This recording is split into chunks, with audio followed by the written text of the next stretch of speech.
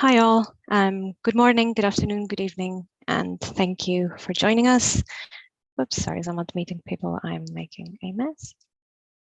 Right, so welcome to this WorldFAIR webinar, part of our webinar series presenting project outputs. Today we're talking about FAIR implementation profiles, the cross-domain interoperability framework, and more. And this is the first iteration of this webinar. There will be one more towards the end of the project with further updates. Our speakers for today are Simon Hodson and Arfan Gregory from CodeData, who is also the project coordinator of the WorldFAIR. Quick housekeeping notes. So this webinar is being recorded. The recording is going to be uploaded on the WorldFAIR website and on our YouTube channel. Please feel free to post your questions in the chat during the presentations. There will be a Q&A section at the end of the webinar. A very quick look before we start to our webinar series. So this is the second webinar that we're running in June. We had our opening session in May, where we discussed the WorldFAIR and the European and international landscape. Earlier in June, we heard from the social surveys and the cultural heritage work package. And today, we are talking about FIPS and the C-diff. So there are 5 more webinars coming in this calendar year. More dates are being added, including for 2024. You can find more information about the dates, the case studies, and the deliverables that are being presented on our website, which is there at the top right. So our agenda for today. First up, we'll hear from Simon Hodson, the Executive Director of CodeData and Project Coordinator of WorldFAIR. Simon will talk about the WorldFAIR's use of FAIR implementation profiles. He will speak about what a FIP is, the role of FIPs in the WorldFAIR methodology, and how our case studies have been using them. And Simon will also talk about our lessons learned, findings, and recommendations. Next up, we will hear from Arfan Gregory, who is an expert consultant with CodeData, and Arfan will speak on the FIPS and the cross-domain interoperability framework. He will talk about the C-diff as a lingua franca, what it is and what it is not, about FIPS and the C-diff as a basis for domain-sensitive FAIR assessment, and also about publishing FIPS and alignment. And that's it from me. I will now give the floor to Simon. Thank you all again for joining us again. Thank you very much, Alex. Just struggling with my real estate. I think you can see the title slide. So thanks very much, Alex. Thanks everyone for attending. So for FAIR implementation profiles, the cross-domain interoperability framework, and the WorldFAIR methodology. Some quick slides first on WorldFAIR. It's a European Commission funded project. 2 years, we're roughly halfway through. What was really significant about the funding for this project is that we were explicitly allowed to have beneficiaries outside the European Union. And that's really important because it has allowed us to take a genuinely global approach to FAIR implementation. In the creation of the project consortium, something that was very important to us was to identify and to work with authoritative international entities. And what I mean by that are global bodies of one sort or another who look after and implement or oversee the implementation of standards and specifications for data and metadata. These organizations often represent or are significant in a particular field of research, and they can help with the decision-making, the adoption of standards and specifications, and their implementation. They represent particular areas of research and their use of standards and specifications to help make data and metadata FAIR. Without such organizations being involved, we can't make as much progress in FAIR implementation. So I think that aspect is really important. Also at the heart of the project is an important collaboration between CodeData and the Research Data Alliance as 2 representative international bodies, generalist research data organizations. And importantly, it builds on some work that CodeData has been doing for a few years, which I'll mention briefly. This is the list of project partners, as I said, from all around the world, from New Zealand in the Far East to partners in the USA, passing by Kenya and Brazil, et cetera, et cetera. So a really great consortium, and allowing us to have the richness of the case studies that we have in WorldFAIR. Part of the philosophy of WorldFAIR is to address this recommendation from turning FAIR into reality. And I'll emphasize this because it's an important part of what we're doing. Research communities need to be supported to develop interoperability frameworks that define their practices for data sharing, data formats, metadata standards, tools, and infrastructure. And to support interdisciplinary research, these interoperability frameworks should be articulated in common ways and adopt global standards where relevant. Now, both those parts of that recommendation you'll see reiterated a lot in what follows in this presentation and is at the heart of what we're trying to do in WorldFAIR. Our particular focus as well is on the I and the R of FAIR, interoperability and reusability, because those are the more challenging areas and a lot of work is already being done on findability. Very quickly, how this builds on existing CoData work. Since 2017, we were asked by the International Science Council to prepare a set of activities for inclusion in the International Science Council's action plan to address interoperability and reusability in cross-domain research. The reason for this is that the International Science Council, which is our parent body, sponsors a number of international programs, international coordinating programs on grand challenges research areas like climate change mitigation, like disaster risk reduction, like the growth of cities and urban resilience. And all of those research areas are fundamentally interdisciplinary, cross-domain. They require the collaboration of researchers from different fields, and they require the combination of data from many different sources and domains. So this is a fundamental problem. Since 2017, we've been working in this space, a series of workshops, blossoming collaboration with the DDI Alliance, the Data Documentation Initiative, and with other partners, looking at things like the cross-domain interoperability framework, looking at things like FAIR vocabularies, a series of Darkstall workshops, and above all, a real emphasis upon case studies. In our view, too much work in this space is done in the abstract without close enough attention to the requirements of particular research areas and the use of concrete case studies. And that's something that we really sought to bring into the WorldFAIR project. And here we are, partly as a result of that prior work and the case studies that we'd built up and the partnerships we'd built up, partly as a result of other CoData connections, partly a result of activities which were going on in the RDA community.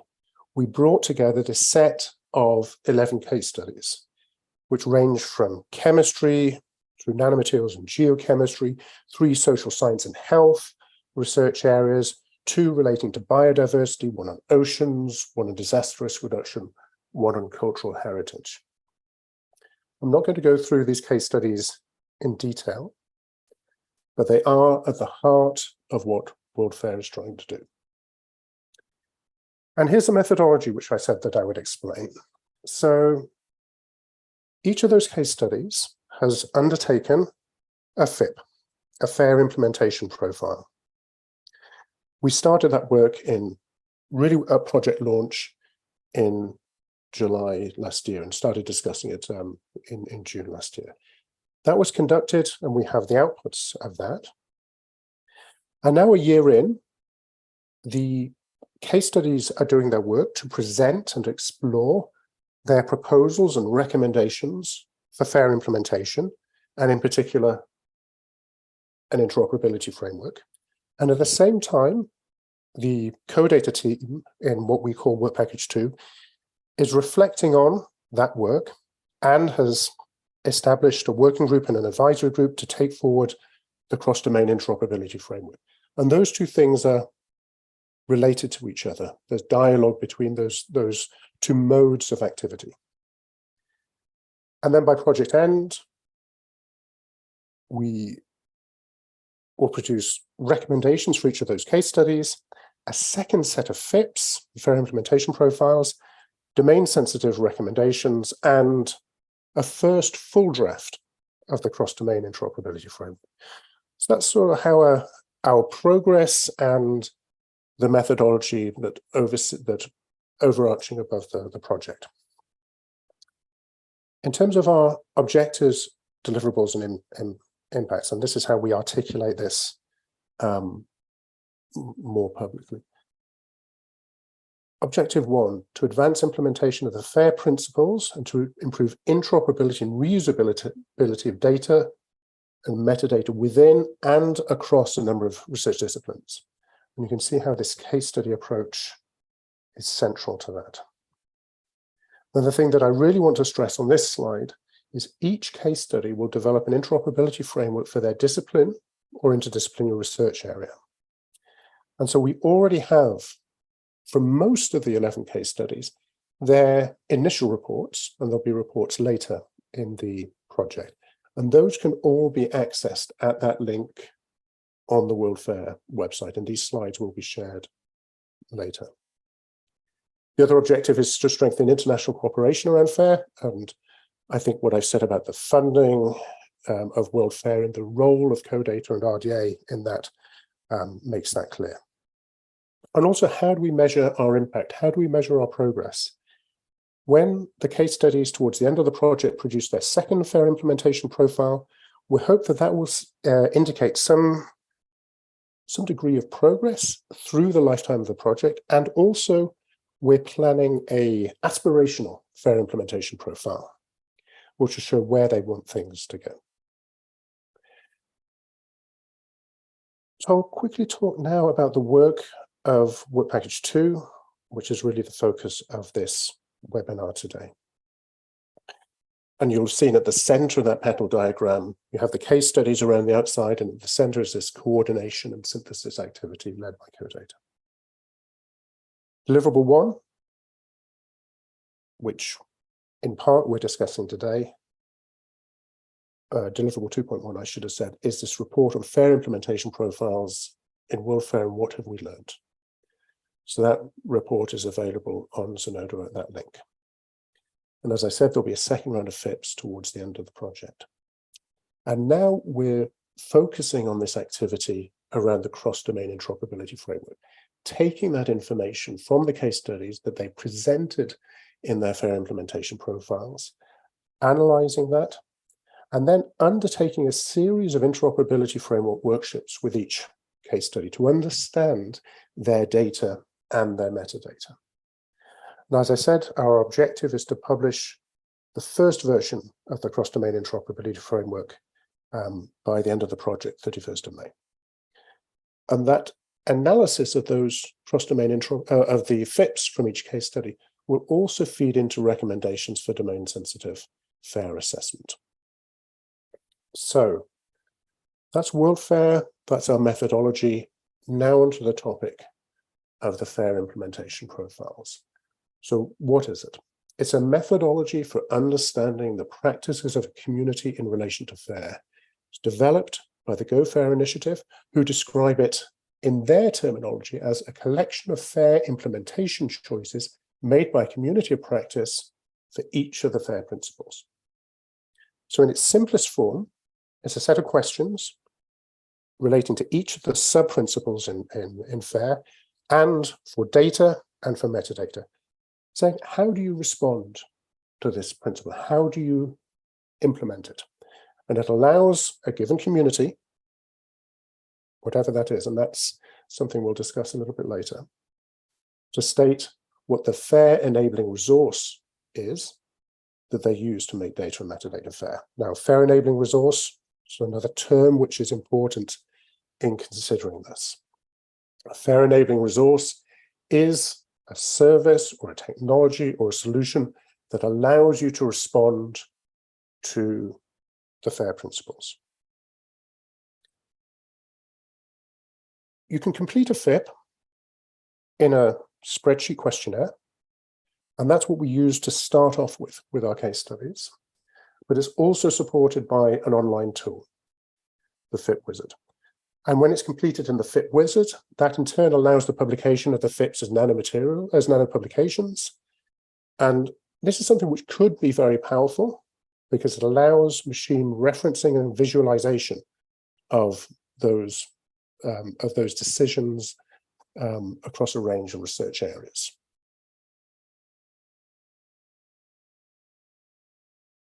So how has WorldFAIR used FIPs?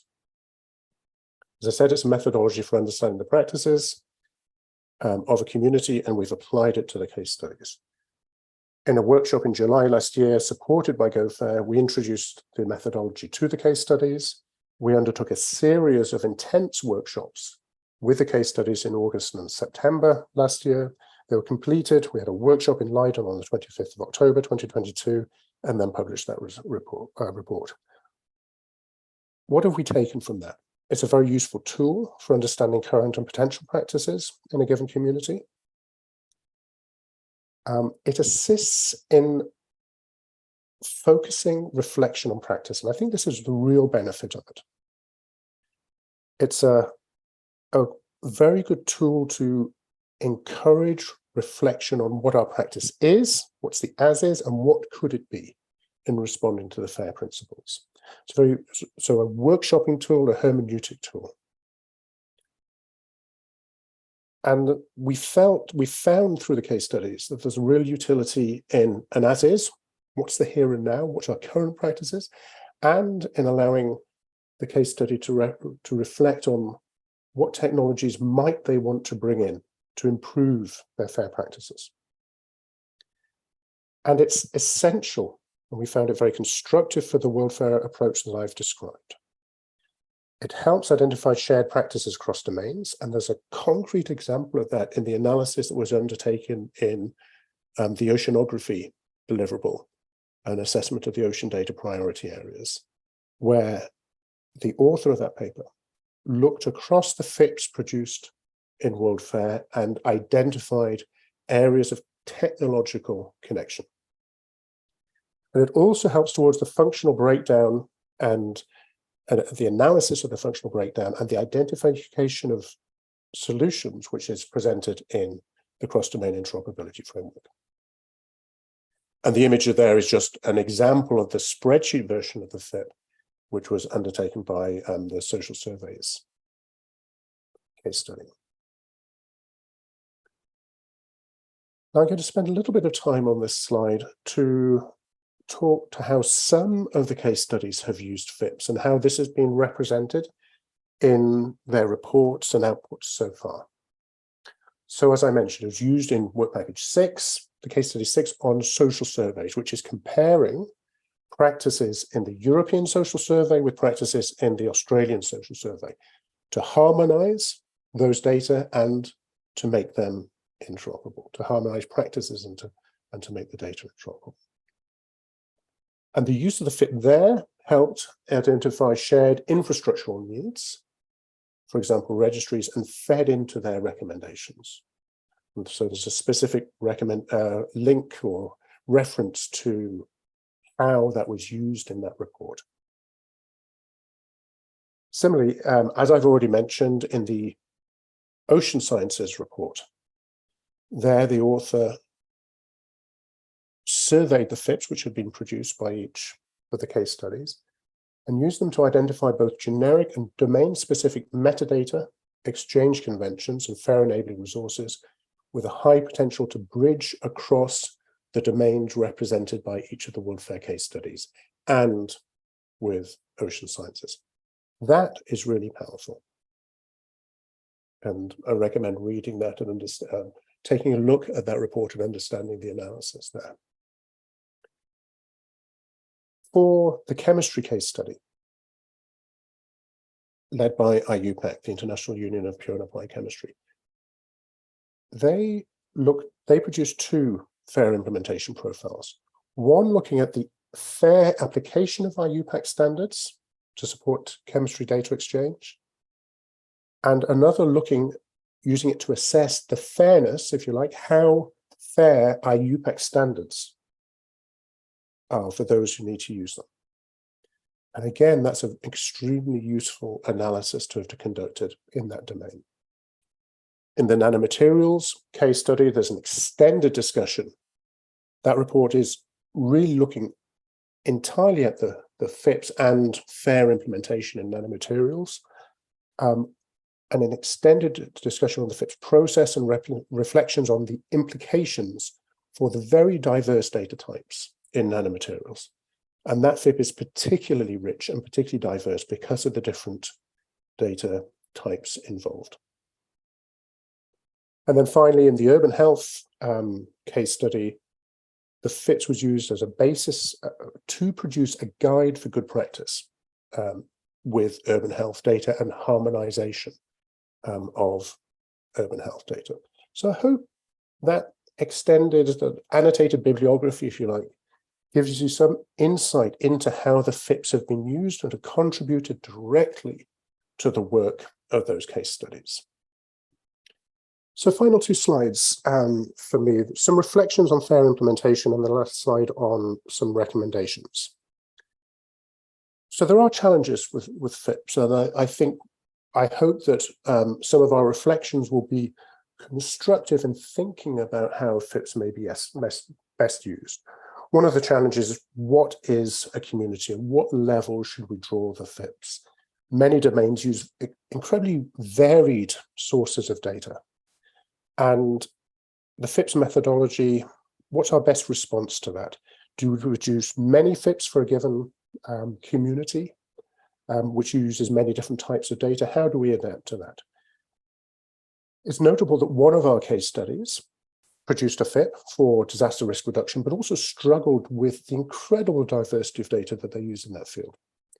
So they also undertook as well a FAIR assessment using the RDA data maturity model, which tells you a certain amount, but it doesn't tell you what type of FAIR enabling resources are used. So they also had to conduct their own analysis of the metadata associated with particular data types. Now, that was one solution, but I think perhaps the FAIR implementation profiles approach could be adapted for their circumstances a little bit better. It also causes us to reflect upon the relationship between FAIR implementation profiles and FAIR assessment. So a lot of efforts has been put into FAIR assessment. It's important, of course. But as I've said, the priority for WorldFAIR is to enable research communities to develop and implement FAIR. And I think that begs the legitimate question, how do we assess fairness effectively when practices are still emerging? And I think there's a need for domain-sensitive FAIR recommendations, which will be one of the outputs from WorldFAIR. And so I'd argue that in some of our practices and in some of the discussions around this area, or I would argue that it's important that the FAIR implementation profiles horse, the tool which allows us to know what practices are and could be, should come before the FAIR assessment cart, rather than the other way around, as in that image on the slide. In relation to the CDIF, there is real usefulness in identifying the technical points of contact across domains, as in the oceanography report and as in the work of the cross-domain interoperability framework groups. And I think there's also genuine potential in a platform for sharing FIPS as readily visualizable and explorable nanopublications. There are ideas around FAIR Connect to provide this, but there's a long way to go before that's realized. I'll close my part with some recommendations and next steps, and these were expressed in the policy brief, which I mentioned on a previous slide. That policy brief was produced for the Commission. It's laid out in a Commission format, but we hope it will be of broader interest and use, not just to our funders. In that, we make the argument that it's essential to help research communities develop their FAIR practices, and FIPS can be a useful tool in doing this. Recommendation 2, and I think that hopefully that comes through clearly in what I've presented. Global and international collaboration is really important to realizing this. But above all, our argument in that piece is that we need a shift from a bibliographic approach to data stewardship to an engineering approach, to think more about the datum level, the particular measurements or observations or whatever they may be, than about the file level, the data set level, and to enrich the metadata beyond the discovery metadata, the extended doubling core, and the management metadata that we often discuss. At least this should be done for high-value data where interoperability and data combination is essential. In the policy brief, we present two use cases which we at least think are compelling to make that argument. One relates to interdisciplinary grand challenges, which I mentioned in the context of the ISC action plan and the co-data work for that. And the other is fine-grained management of data access, both of which can be facilitated by increased metadata and data engineering rather than bibliographic data stewardship. And I think we often talk about these use cases where researchers deposit data in support of their publication. This is important, of course, but it's not the only use case we should be concerned with. We need to pay more attention to the role of data infrastructures that furnish data for researchers and support their research practices, that provide that data combination and data integration service for the needs of particular research questions. And I think it's by paying that attention to the role of those data infrastructures and data services that we address and reduce the cost of data wrangling that was mentioned in the PwC report a few years ago. So, building on our findings for the FIPS process, the cross-domain interoperability framework, we hope will provide a framework for that transition from the bibliographic approach to the data engineering approach, and to make those tasks of combining data more efficient and effective. And to talk about that, I'll hand over to Arifan. Arifan, the floor is yours. Thank you, Simon. So let me get my screen going here. Okay, can you, no? Yep, there we go. That's okay. It. Yeah.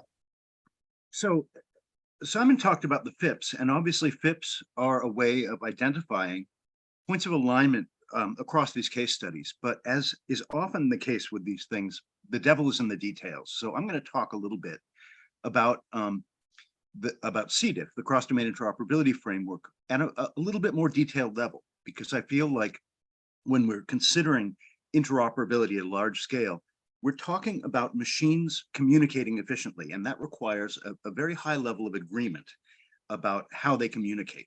And so that's a little bit what CDIF is for. I'm going to talk a little bit about what CDIF is and is not, because it's sort of neither fish nor fowl. Talk about how FAIR can be understood as activities and functions, which is a slightly different take than you often run into. Present you with a list of some of the candidate standards and models, and show you an example of one of the early drafts that we're producing as part of CDIF, and then talk a little bit about the findings, outcomes, and futures, bringing you back to some of the issues that Simon was discussing. I'm going to start off with what CDIF isn't, because it isn't a new metadata specification. We have, within domains and across domains, thousands of metadata specifications. Some of them are very, very good, but we don't need another one. And CDIF is not that. It's not cool new technology. There is a lot of cool technology emerging around FAIR, but CDIF is really looking at what we have in hand today. What can we implement FAIR with now in a practical sense? It's not an academic exercise. It's not a research project. Again, that emphasis is on practical implementation. And CDIF is not part of the FAIR hype wave. FAIR has been incredibly well marketed. There's been a huge amount of buy-in, and a lot of people have been convinced by it. But the boring part is really, how is this supposed to work? And that's detail-oriented and not sexy and not hype. but it is important if we want to make it real. And so what CDIF is trying to address is that question. How is this supposed to work? CDIF is fundamentally a set of guidelines for practice aimed at implementers of systems that produce and consume fair resources, and particularly where those resources are being exchanged across domain and infrastructure boundaries. Now, defining a community, defining a domain is a complicated thing to do. And there's a lot of gray in that picture. However, if we think broadly about exchange between communities that have unlike approaches, then the phrase we use is domain and infrastructure boundaries to describe those dividing lines. And what CDIF is an agreed set of practice and guidelines that functions almost as a cookbook for the implementers of these systems. So we're taking this to quite a low level, and I'll show you an example in a little bit.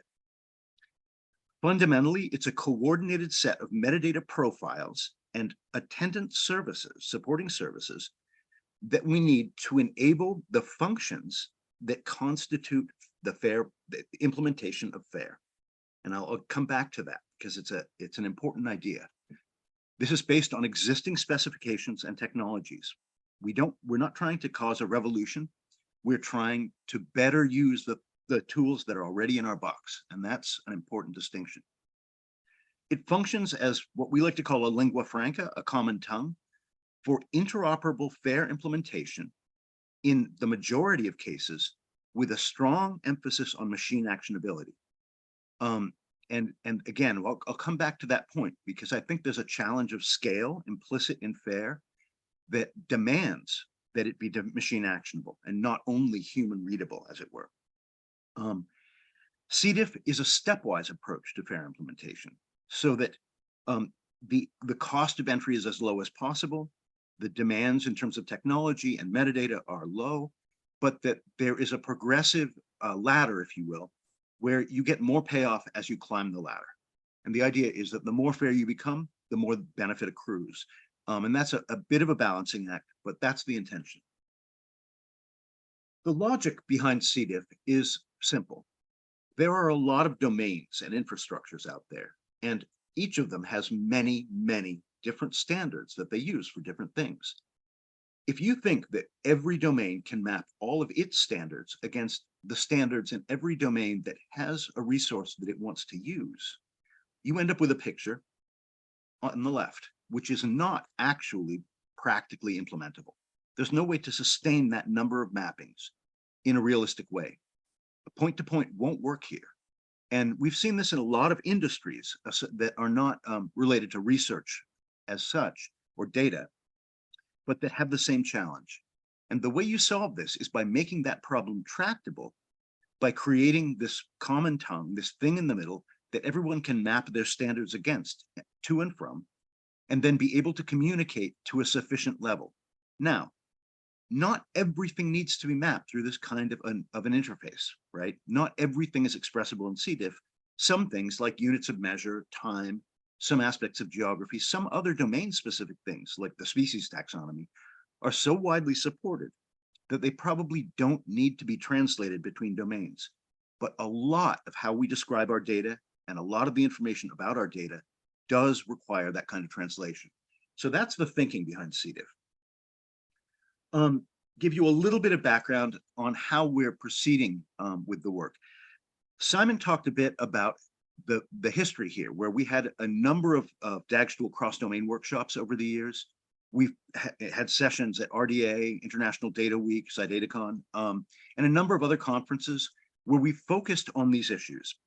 And I like to think of CDIF as the end result, or the current state, rather, of that process, because it's not the brainchild of any single person. It seemed to be a consensus view of how this problem could be addressed. What we've done in practical terms is to gather about 30 experts from that community, that's an approximate number, and organize them into a working group and an advisory group. Now, the working group meets officially every 2 weeks, but in between those meetings quite often, to draft the recommendations and to investigate and make recommendations in specific areas. the advisory group exists to review those drafts and sort of identify direction and provide advice. And that group meets on an as needed basis, which is has not been a lot in the early stages of the work, but is becoming more frequent now. The major inputs are obviously the FIPS that Simon described, and now we're engaging in the use cases to identify a bit more detail about why they've made the choices that they have described in the FIPS and what the real problems are that they face. How do those challenges line up with what we're addressing in the CDIF recommendations? And that's very much a two-way conversation, as Simon indicated. We're also taking a lot of input from domain and cross-domain metadata standards, of which there are many, and a lot of the important standards groups are reflected within the CDIF working group and advisory group, but there are a lot of people with a lot of input from that direction.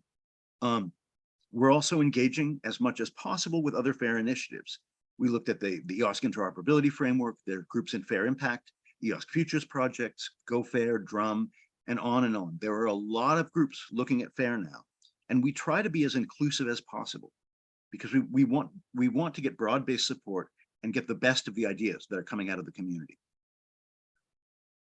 I want to talk a little bit now about what FAIR implementation really is, because people use FAIR, which is, at the end of the day, a marketing acronym for a set of principles, and they tend to look at it as if it is an implementation roadmap. It's not. FAIR are principles, and if you're going to implement those principles, you have to implement services that perform some function, that support activities at a business level. And so when we talk about FAIR implementation, we're really talking about that set of activities and functions. Here's a list of the way that we're approaching this within CDIF. And this is really a business perspective. Obviously, being able to find FAIR resources is important. They need to be cataloged, they need to be searchable, and you need to be able to evaluate them at an initial level to determine their utility before you might, say, request access to controlled data. So you need to know coverage and these kinds of things. A lot of this is the very familiar Dublin core level metadata. But that's obviously an important function within FAIR. Access itself is very, very complicated, potentially, when it comes to controlled data, but it's something that is today deeply manual. And we think that there's a lot of room to enhance efficiency through automation, even if access cannot always be automated. Now, in the case of public data, it's easy, but in the case of data that's not public, and people confuse FAIR data and open data, and they're not the same thing. But data does not have to be open to be FAIR.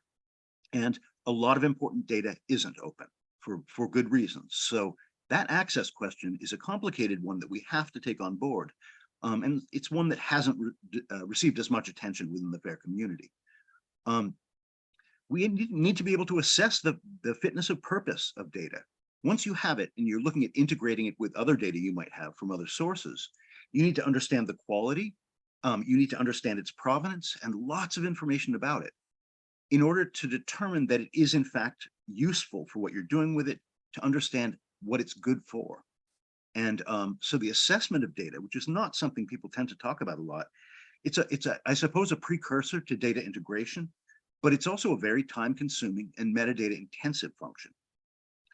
Data integration itself is obviously a key function within FAIR, but we want to be able to take disparate data and combine it along those axes that it has in common, or modify it so that it can be integrated.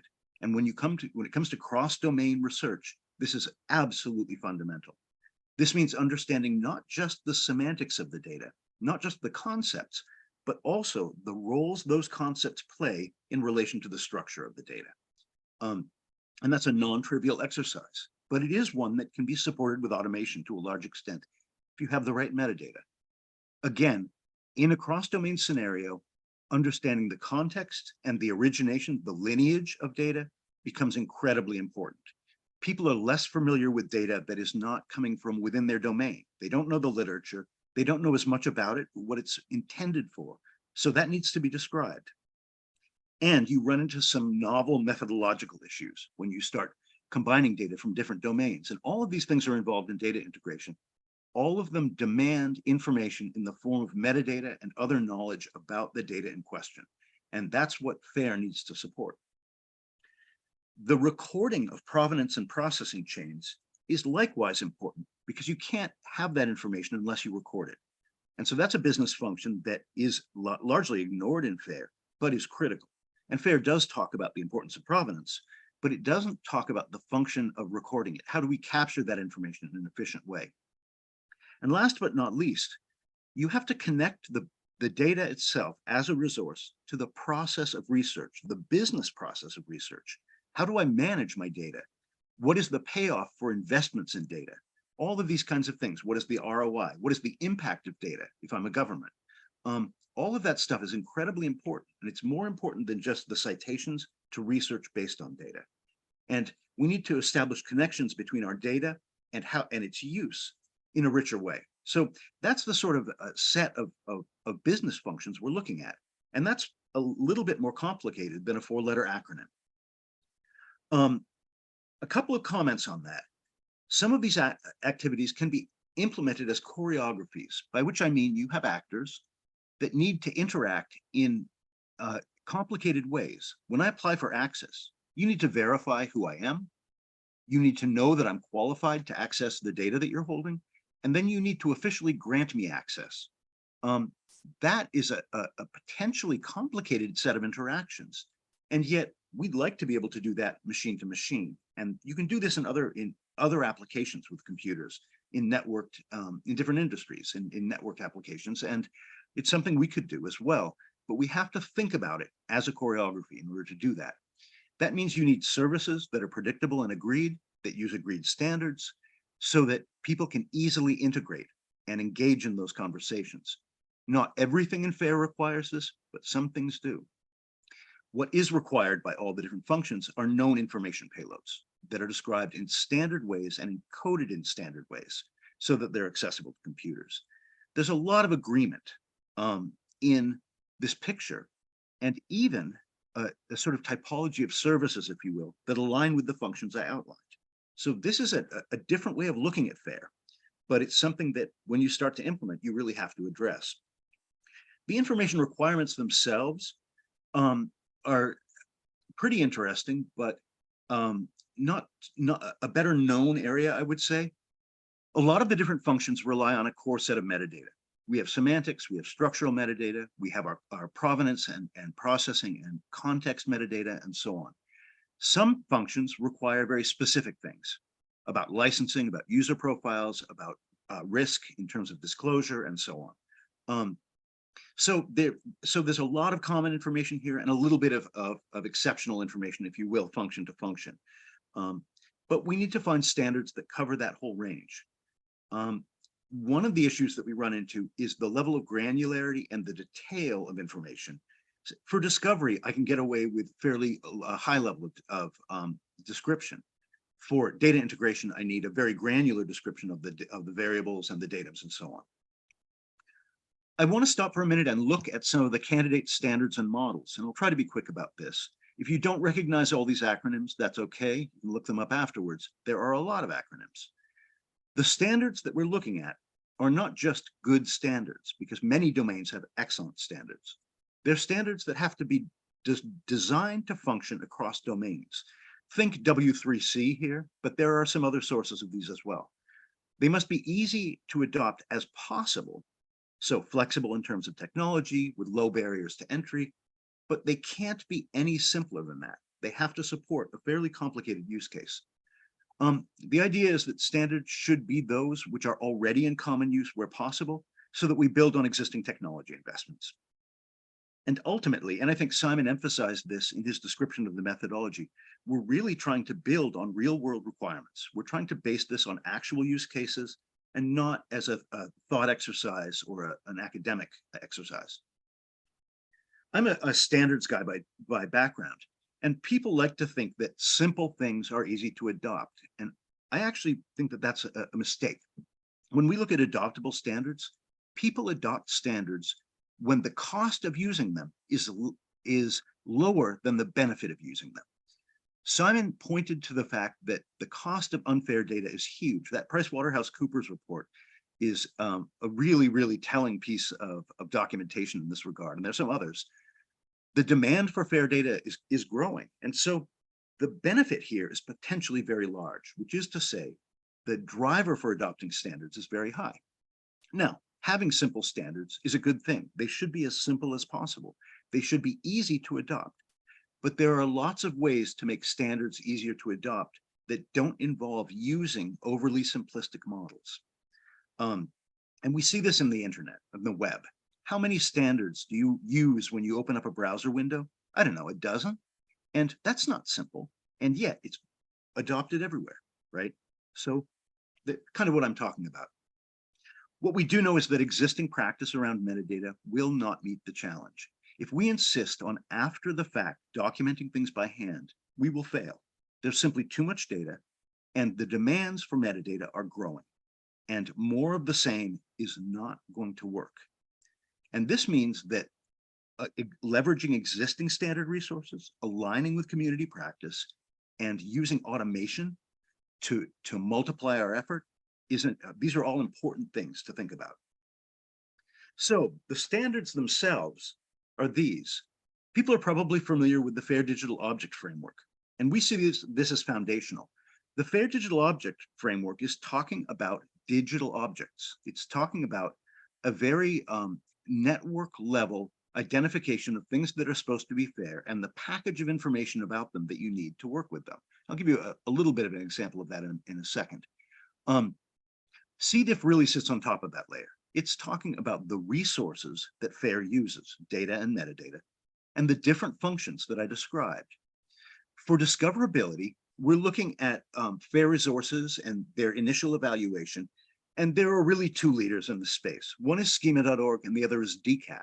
Now, both of them combine elements of Dublin Core, and both of them draw on sort of a common background. They're very well aligned, but they also do some fairly different things. And those are the two standards that we're really looking at. I'll show you a draft in a second of the entry-level discoverability spec we've produced. Access is a less known area in FAIR, and we're having to go further afield to find standards.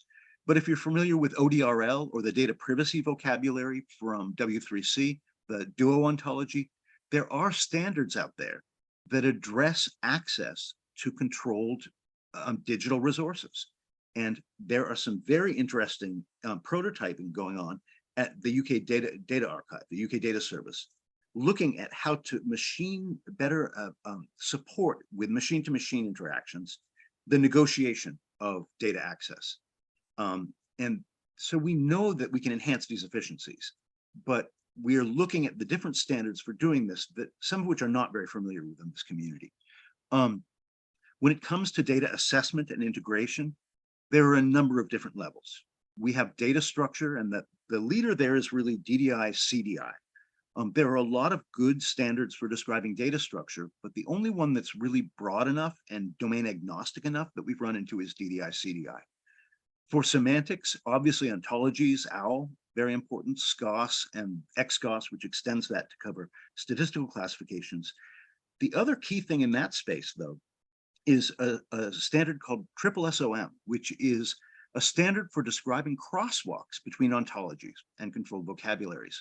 That becomes a very important resource in cross-domain FAIR. For describing origination and context, that data lineage, we're looking at Pravo and implementations of Pravo for describing the processing. And there are lots of ways of describing the specific processes themselves, VTL, SDTL. There's some other standards there. There's an interesting challenge here, which you see in the OGC's observation and measurement standard and RDA's IADOPT, which is how you describe the dependencies between clusters of related values around reusable observations. And okay, I'm getting a little into the weeds here, but that's an important thing when it comes to the responsible reuse of data. What other values do I need to inform the use of that observation? And there are models for doing that we're looking at. Last but not least, we're looking at two things really, and this is kind of a frontier. SARIF and GAMSO are standards coming from different domains for establishing those connections between the business of research and the resources on which it uses. for things like ROA, for things like determining impact. And neither one of those standards is probably fit for purpose, but both of them provide a lot of perspective and good ideas in terms of standardizing that kind of connection. I think that's much more of a future than some of the other areas I've been talking about. Currently, we're focused in the areas listed here. We've drafted design principles. They're currently under review. Had a lot of discussion about web architectures, and you'll see that in a second in the draft maybe. Looked at discoverability in depth. That's sort of our first recommendation that's coming out of the group. We are working on data access and particularly structural interoperability and integration. The semantic piece of that is a parallel activity that's getting underway, and that also includes the sort of looking at crosswalks. We have a category that we call universals, which are things like geography, units of measure, and time, sort of cross-cutting things that are very, very important for integrating data sets. And that's the set of topics that we're currently working on. There are a couple of others on our roadmap that you'll see in a moment. I'd like to stop and give you an example. So for the very, very base level discovery recommendation, and this is based on things like the Oceans Info Hub and a number of other projects. This is a partial list, actually. There's a pattern we've noticed, which is that people embed JSON-LD schema.org fields using JSON-LD in their landing pages for static data files. This is a scalable approach. It's very, very commonly used already today. And so we took that and said, okay, that's a practice that people could get on board with. What we've added to this are some fields that describe the FAIR Digital Object Framework, the identity of the FAIR resource, what its schema is, its metadata items, and the schemas of those metadata items. That set of information from the FAIR Digital Object Framework allows us to identify these things as FAIR Digital Objects, but lets us build on top of that. It allows that packaging function, if you will, at the protocol level, means that we don't have to worry about that as much. There's a set of core schema.org fields that we require, and then there are a bunch of extended fields that might or might not be present, and there's no guarantee of that. I'm going to go now to the link here and show you very quickly the draft that we're working on. Now, this is Steve Richards, is the guy who's been doing the drafting here. And thank you, Steve. He's Steve Richard. He's done a brilliant job with this. But this is about 30 pages, including annexes. And it talks about what a metadata profile is, what the content requirements are, which of those fields do we need in several categories. It looks at, and I'm going very quickly through this, it looks at the FAIR Digital Object Framework and how the pieces of that we're implementing. And that's hard because the FAIR Digital Object Framework, the spec has not yet been produced, so we don't have a final version of that. We talk about how you can embed metadata in landing pages, how it can be found. And there's some interesting things about that. And then we come down to the actual literal recommendations that talk about the decision tree you go through. Where does the metadata go? How do I put this into a website so that it can be easily found by robots? We rely on sitemaps.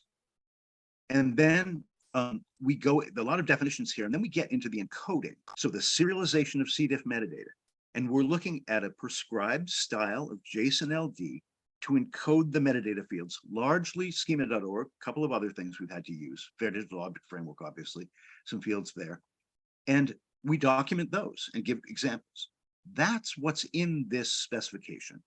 And just to give you a quick flavor, that is very detailed to the level of an implementer. Do we expect everyone to do that and only that? No. But we do want to set a guideline that says, here's a reference point and an entry level for people who want to implement FAIR. Because a lot of people are asking for that kind of guidance, and it's hard to find today. With that little bit of teaser, I'm going to stop and step back a little bit and talk more about sort of the findings and outcomes and futures. And this aligns, I think, a lot with what Simon presented. The outcomes from WorldFAIR fundamentally, and this from a CDIF perspective, is a draft of the CDIF recommendations. And that outline is the one you saw that we're currently working on, plus more work in this universal space and provenance. Provenance is a difficult topic, but it's one that we realized has to be part of the initial package. This is an 18-month effort, and so it will be ongoing. We have about a year left, but I think we're making good progress. It will be a first draft. It will not be perfect, but it will give you a shape of the guidelines and allow them to continue into the future. We have a number of workshops coming up where we'll be focused on this in Dagstuhl in Wadern, Germany, in October for a week. We'll be meeting in the margins of the Salzburg meeting and some others, the RDA CODATA joint meeting there. We need to establish directions for the further work. So as we lay out the stepwise increments, I think we're going to establish initial steps in many areas, but not necessarily describe all of them. Obviously, there's a lot of work incorporating the feedback from the work packages in WorldFAIR, the use cases. And because they're happening in parallel, that's going to be an ongoing activity. We get more interest, more use cases, maybe in another iteration of the project. That will be ongoing. And we really have to think more about the FAIR metrics and evaluation criteria. And that ties the CDIF also back to the FIPS to a large extent. I want to talk a little bit about domain-sensitive FAIR. CDIF gives you a reference framework for evaluating cross-domain FAIR. Which functions do you support, to what level according to the profiles? And that's a nice reference framework. We're doing a meaningful evaluation. FIPS can provide that same framework to a certain extent within domains. So that if the FIPS say, here is our aspirational FIP, here's what we would like to do in the future, you can look at where they are and measure both of those things for the FIPS in the way that Simon described and determine how fair a domain actually is in terms of its own priorities. And that is a lot more meaningful than simply assigning numeric scores, which is what some of the current tools do. And I think some people are a little frustrated with that. I know there's a lot of work going on in that area to help sort of establish those criteria, but we would argue that those criteria need to be grounded in an understanding of the domain's priorities. But there's a cross-domain reference framework and a domain reference framework within each domain. We think that's an important distinction. Simon talked a little bit about building a centralized resource for FIPS so that we have visibility across domains. And FIPS are encoded in something called nanopublications, which allows you to do some pretty cool visualizations and analyses using Sparkle queries and so on. And that's been shown by some of the good people at WorldFAIR. And it's likely that FAIR Connect might be that kind of centralized resource. That's still being determined and implemented. Moving into the future, we don't know exactly how CDIF will be housed organizationally moving forward. We hope that it is successful enough that it will continue as a living set of recommendations that can be adjusted as there's more and more active implementation. We want for it to have a broad basis in terms of its support. And we really want to make sure that it stays based in reality. So that implementation feedback is going to be critical to making CDIF useful as a sort of recommendation for FAIR implementation across domains. I want to point back to the policy brief that Simon described earlier, because I think a lot of that policy brief is very much based on the work that we did around CDIF and within the FIPS. Again, the devil is in the details, and you can summarize those things at the policy level, but really there is a strong connection here. What we're seeing is that FAIR can work within domains and across domain infrastructures, that the domain standards bodies and the authorities within domains are incredibly important in organizing communities towards FAIR. And that's one of the things that comes out in that policy brief. CDIF can align those things globally, but it can only do that if it's working with the authorities within the domains and working with domain consensus, as it were. I want to come back to the challenge of scale. We have more data today, we have a greater demand for data, and we want more metadata about that data. All the artificial intelligence in the world we can use ChatGPT till we're blue in the face, but it doesn't produce the level of certainty that scientists want about their data. It can help us, but it cannot replace the fact that we need to automate the kinds of documentation activities that we already do today. We need to better leverage computers to get better metadata about the increasing body of data we have to deal with. And cross-domain data sharing demands more data, more metadata, not less. So I really think that emphasis on automation is very, very important. And there's a big challenge of scale here. You talk about the European Open Science Cloud. That's a big network. with a very ambitious data sharing aspiration. And that's the kind of scale we're looking at. The granularity of metadata and the richness of it is a real key to doing FAIR implementation. A lot of the functions I'm talking about cannot be handled by metadata held at the data set level, at the file level. It's not going to work. We need better metadata than that, and we need more detailed metadata than that. Simon mentioned this shift from a data publication culture to a data engineering one, and I'm not trying to dump on things like data journals that I think can be incredibly valuable. But the data management culture needs to change. We need to view our data as the resource that it is and the key resource that it is, and allow it to be handled and used a lot more flexibly. And that underlies FAIR. And so that cultural shift is not a criticism of what people are doing today. It's a further direction. It's the next step we need to take if we're going to really support this kind of verification. And on that, I am done.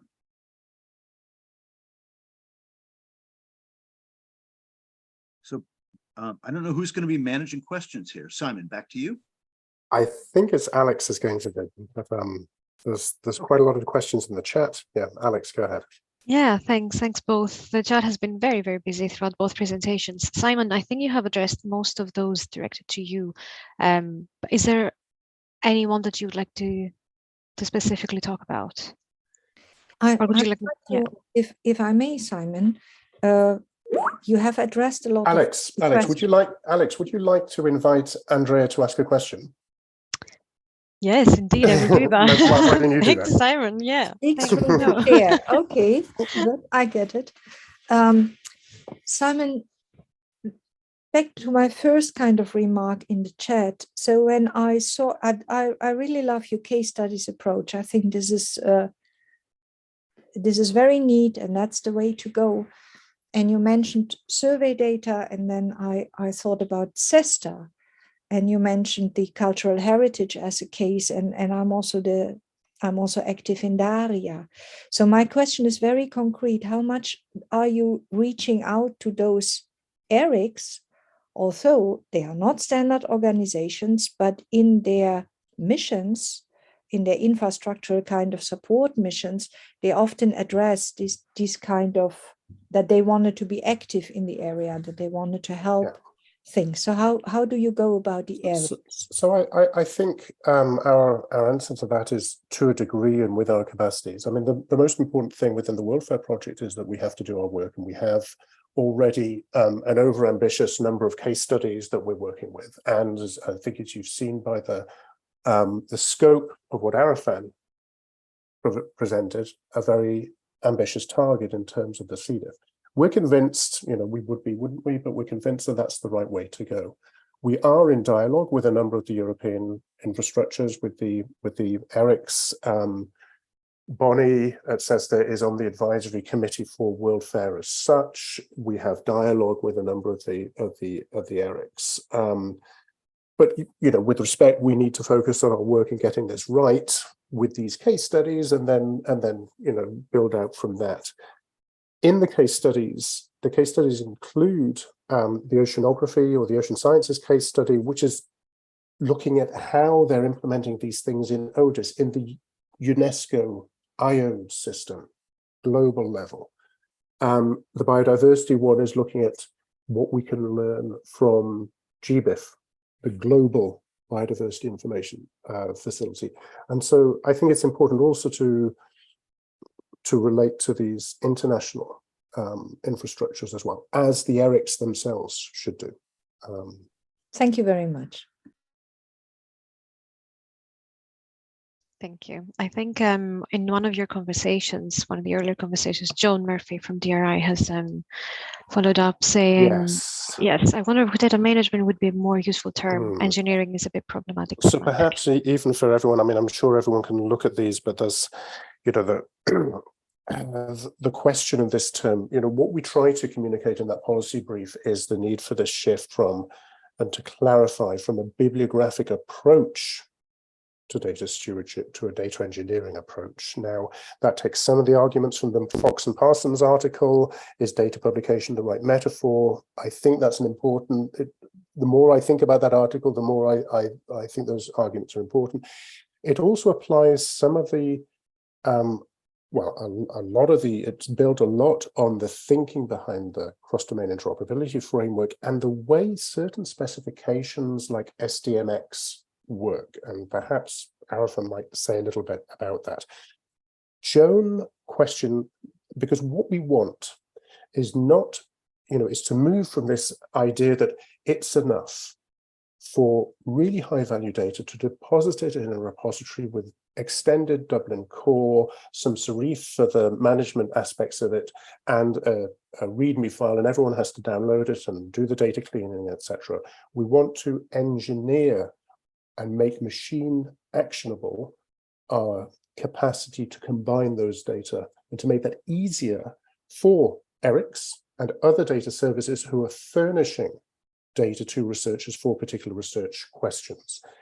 There's an example of that in EOSC Future Science Project 9, is that correct, Arafan, which is combining European Social Survey data with contextual environmental data, and as an example of precisely that sort of service. So, Joan asks, is engineering, well, would data management be a more useful term? I think engineering is problematic semantically. So my answer to the first part of that is I don't think data management would be.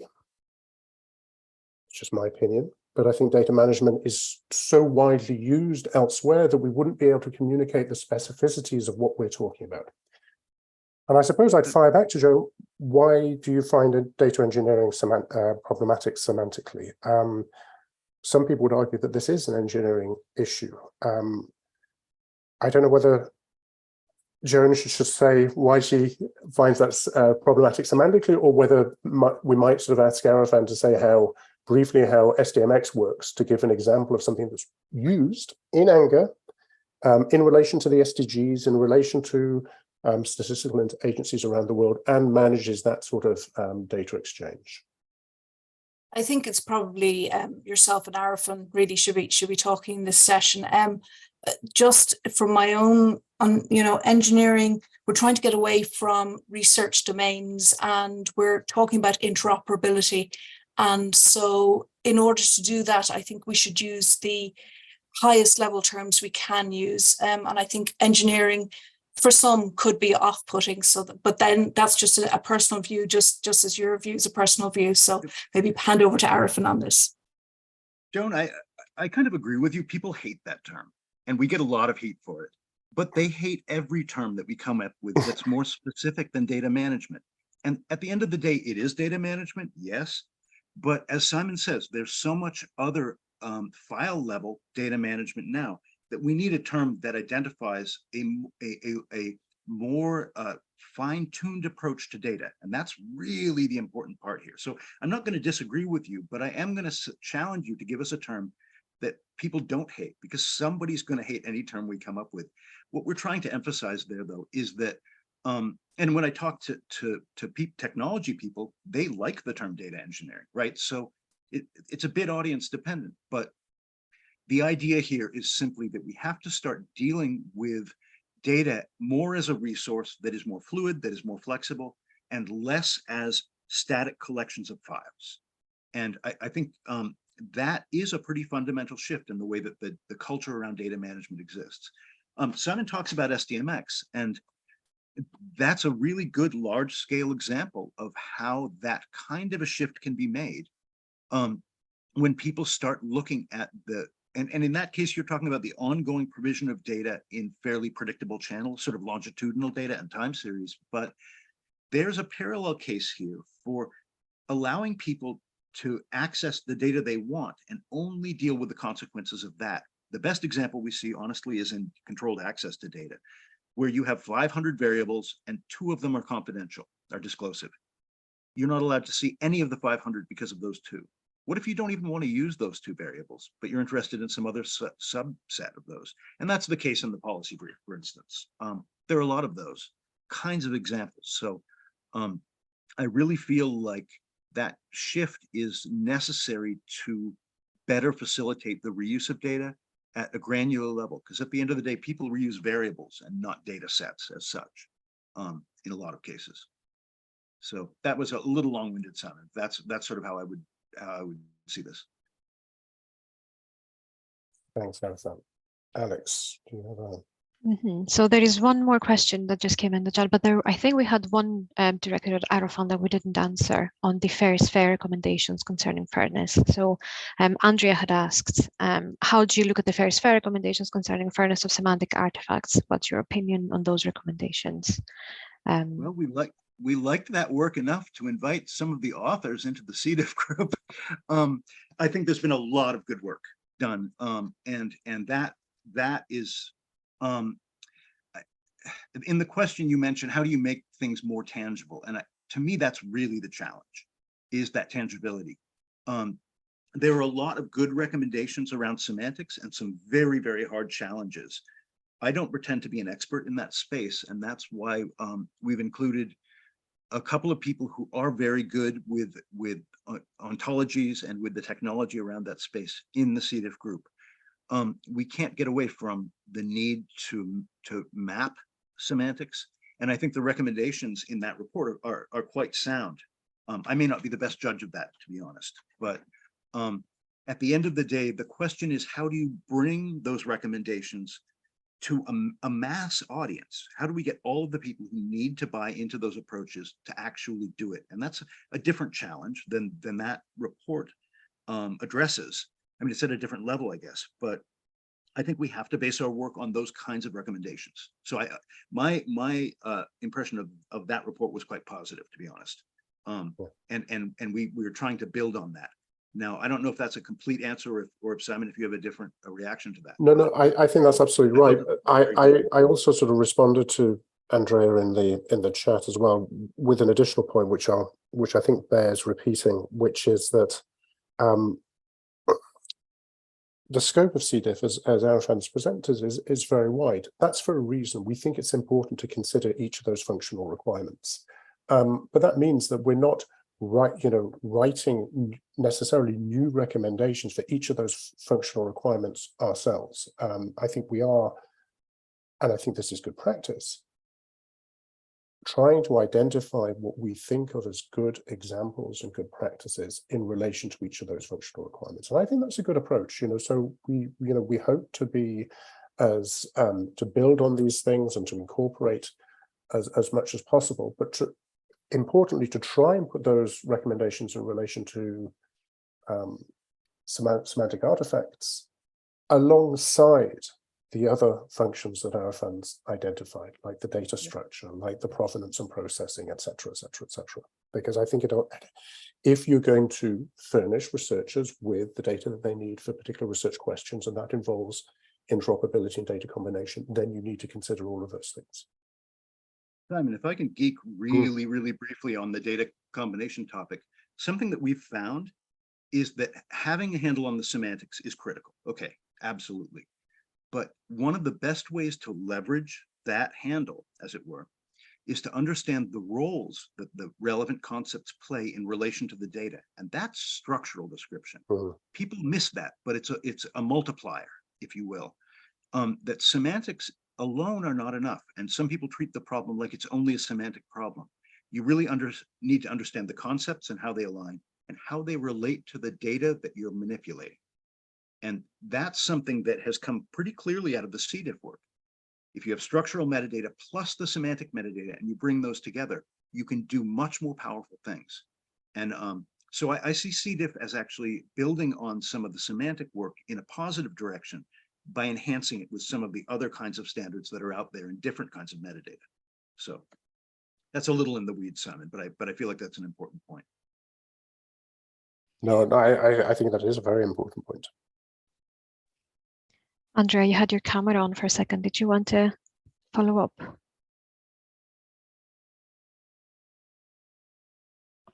No? Happy. Okay, thank you. So would the CDIF, that's a question from Bo Bai, would the CDIF recommend a base ontology that could potentially improve ease cross-domain usage? Improve or ease cross-domain usage, sorry. That's a great question. Simon, okay if I handle this one? Yeah. Please go ahead. This is yours. This actually came up in the working group meeting yesterday. Conceptually, yes, absolutely. I'm not sure that C. diff is the right form to be designing a higher level ontology. I would really like to take one fit for purpose and align with it, if that is at all possible. And that's very much the spirit of the group. As a technique, I think it's an important one. Again, the focus within C. diff is much more on implementation. So I would defer, I guess, to the ontologists in the working group to better answer that question. But as I understand it, that's an important idea, but not one that we have necessarily figured out how to implement, as it were, in a good way. I think there's a culture around this upper and mid-level ontologies that presumes a lot of how data is described. And in our initial cases, we don't take things to that level necessarily. So I feel like that's a little bit of a futures topic, but certainly one that's of interest to us. So it's a great question. I know my answer is not very satisfying, but that's certainly something that's on the table in our consideration.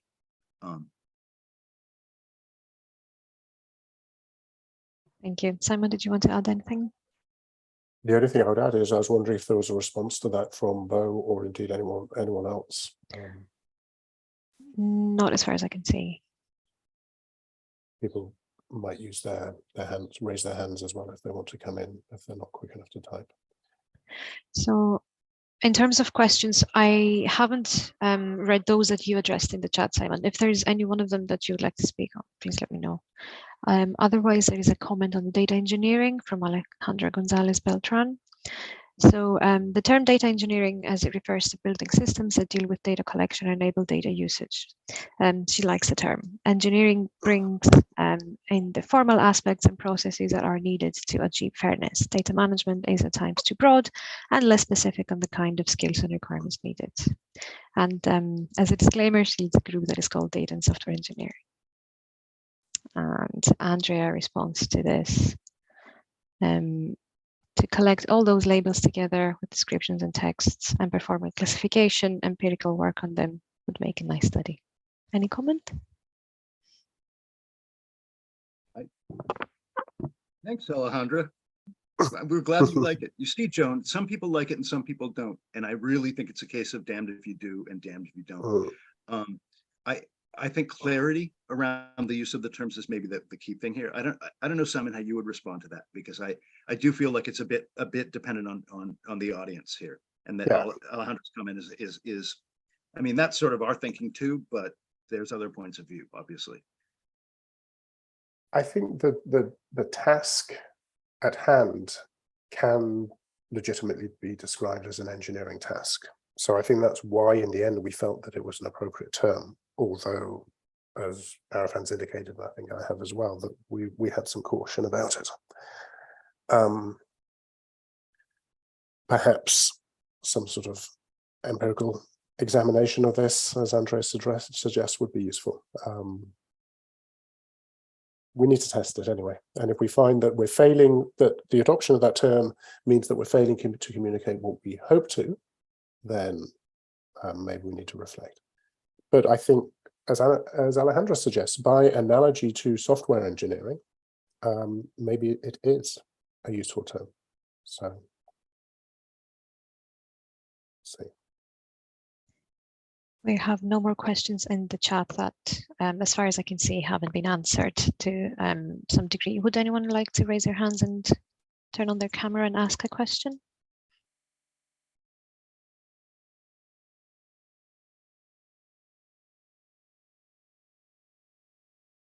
No hands.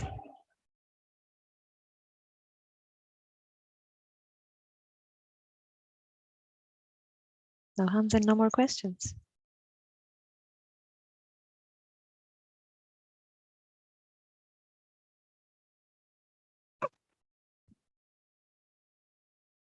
Okay, so I guess we are ready to wrap up. That's fine. Okay, that's great. Well, thank you very much to our speakers. Thank you, Simon. Thank you, Arfan. Thank you to our attendees and for all your interesting questions. Thank you for being here. I know it's very late for some of you. We appreciate your time. And as I mentioned in the beginning, the webinar, the recording will be uploaded on our YouTube channel and on the WorldFAIR website. And we have more webinars coming up, so visit our website and join us. Thank you. Thanks all.